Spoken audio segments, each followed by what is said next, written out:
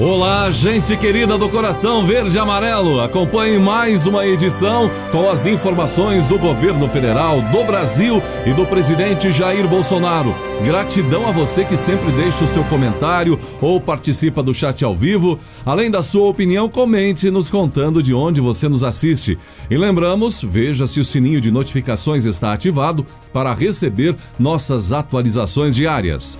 E vamos agora às notícias desta edição. O presidente Jair Bolsonaro empossou o deputado Fábio Faria à frente do recriado Ministério das Comunicações. A pasta ressurge como desdobramento do Ministério da Ciência e Tecnologia, comandado pelo astronauta Marcos Pontes, que foi na cerimônia empossado também neste ministério. Na cerimônia ainda foram assinados 2 decretos, um sobre licenciamento de radiodifusão e outro sobre adaptação do instrumento de concessão para autorização de telecomunicações, prorrogação e transferência de autorização de radiofrequência. Em discurso, Faria, agora o ministro das Comunicações, fez aceno à pacificação do país e ao diálogo, pedindo que diferenças político-ideológicas sejam deixadas de lado para enfrentamento da Covid-19. Na presença de Dias Toffoli, também o presidente do STF e ainda também a presença do presidente da Câmara, Rodrigo Maia, o presidente Jair Bolsonaro reforçou o discurso pela liberdade e disse que todos os poderes devem ter compromisso com a Constituição Federal. A mídia continua a estar entre as prioridades desse governo. O dinamismo dos canais de TV fechada, a força e a abrangência da TV aberta, que leva informação e entretenimento ao território nacional, são verticais importantes de política pública. Assim como a rádio, veículo poderoso, aliado nas grandes cidades, General Girão, e amigo próximo das comunidades mais isoladas. E os jornais, que tanto ajudam a aprofundar as reflexões da sociedade, somados à internet, formam o símbolo e palco da liberdade de expressão. Senhor presidente, estamos aqui com a responsabilidade de pensarmos e agirmos como estadistas.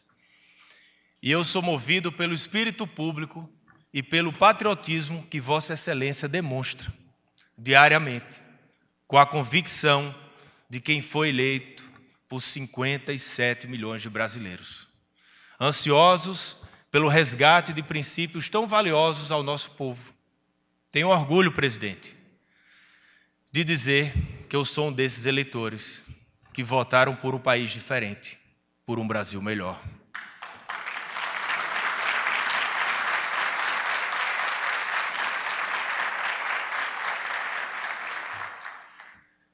O Senhor é o inovador na comunicação direta. O Senhor fala com a população por meio de suas redes sociais. E foi quem primeiro percebeu, lá atrás, esse movimento digital espontâneo que mudaria o Brasil e o mundo. Hoje, as redes sociais são grandes e largas avenidas, ministro Paulo Guedes, que em um piscar de olhos são tomadas por multidões, mobilizadas na defesa de seus ideais. A internet não aceita voz de comando. Cada cidadão é um organismo vivo, livre e independente. Todos têm um microfone na mão. Falam ao mesmo tempo e são ouvidos, pasmem, até mesmo pelo presidente da República. Algo impensável em um passado próximo. Presidente, o povo te deu o poder e o senhor retribui com respeito. Desde o primeiro dia de governo, o presidente tem sido fiel às propostas que apresentou durante a sua campanha. Defende e reafirma todos os dias, seja diante das câmaras ou em reuniões de trabalho, os mesmos valores, as mesmas preocupações com o destino e bem-estar do povo brasileiro. Não são as instituições que dizem o que o povo deve fazer, ao contrário. O povo é que diz o que as instituições devem fazer.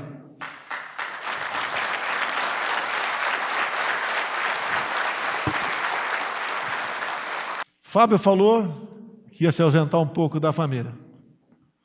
Realmente tem que ter muita cabeça no lugar, muito apoio familiar para levar avante esse propósito, esse convite que ele ora assumiu, de promover as comunicações do nosso Brasil. Quanto melhor estiverem as nossas comunicações, transmitindo sempre a verdade na ponta da linha, melhor estaremos todos nós. Dizia a vocês que não tem momento como esse, que vivemos no Brasil, que pesem os pequenos percalços de ter ao seu lado uma grande parte da população confiante em nosso trabalho. Cada poder de per si, com harmonia, com independência, fazer valer os valores da democracia para que nós consigamos atingir os nossos objetivos. O nosso povo respira liberdade. Temos uma Constituição pela frente, que pese alguns de nós até não concordar com alguns artigos, mas temos um compromisso, todos nós, do Judiciário, do Legislativo e do Executivo, de honrá-la e respeitá-la para o bem comum. E tenho certeza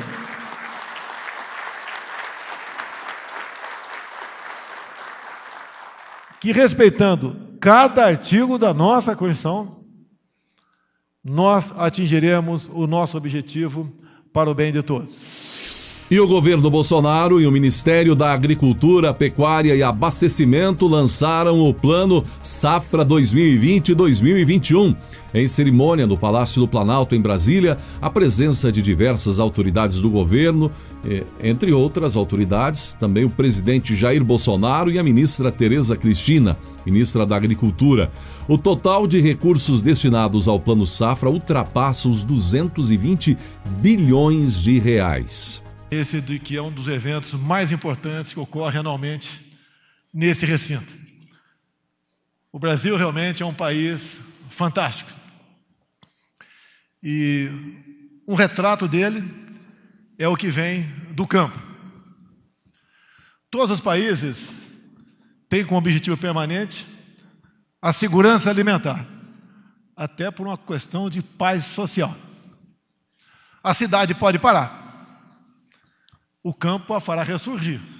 Mas se o dia o campo parar, todos sucumbirão.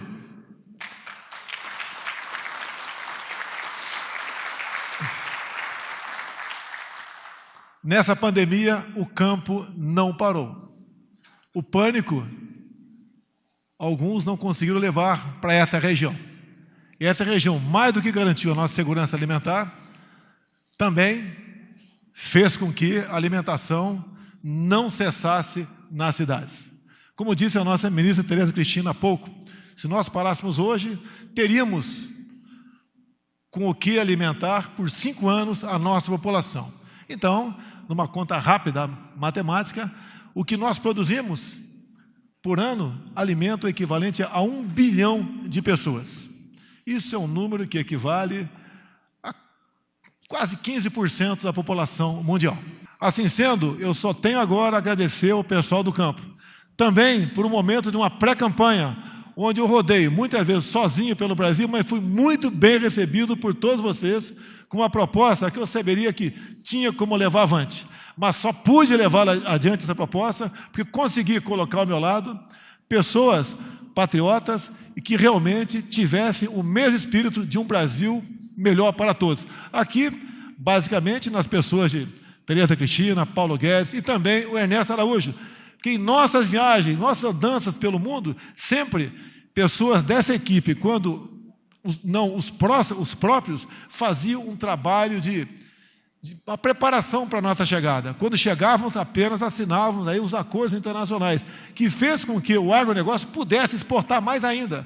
E dizer àqueles que nos criticam, porque eu me sinto um agricultor nesse momento, que afinal de contas, eu também já plantei 30 hectares de arroz no passado, lá na nossa querida Nioaque, Mato Grosso do Sul, terra da Tereza Cristina. Sei das dificuldades, sei que não é fácil. Quantas vezes Eu tive que ir ao campo, plantar arroz com enxada, sábado e domingo, capinar o arroz, porque o folidol não dava conta de destruir as plantas de folha larga. E dizer mais, que o homem do campo, Paulo Guedes, é um exemplo realmente de trabalhador brasileiro. Eles trabalham de segunda a domingo. Todos, tá, usam muito mais para produzir menos. E nós somos um exemplo na questão ambiental. E o nosso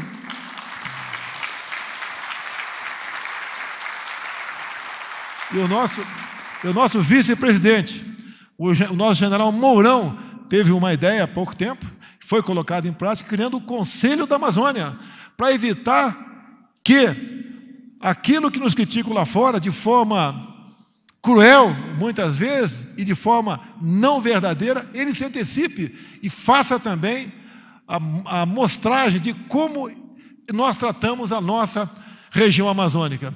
E dizer mais, para concluir, no passado tinha interesse em nossa região amazônica. Hoje, outros poucos países têm interesse em todo o nosso país. E devemos, sim, nos preocupar cada vez mais com isso.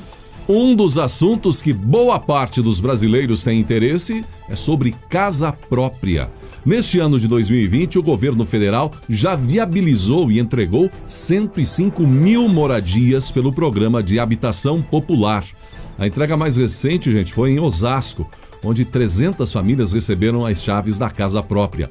Além de habitação, o governo federal mantém obras em diferentes setores.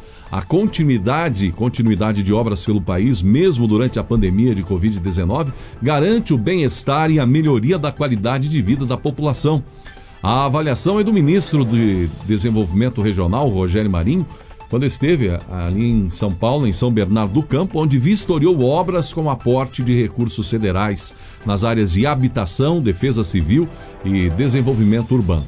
A sociedade precisa de obras de mobilidade urbana, saneamento básico, habitação, precisa que a defesa civil funcione. São investimentos importantes para que as pessoas consigam conviver de uma forma digna nos seus ambientes. O presidente Jair Bolsonaro tem nos orientado a manter a execução de obras por todo o país, com todos os cuidados relacionados à pandemia, naturalmente, até porque a população precisa ter os serviços funcionando, afirmou Marinho.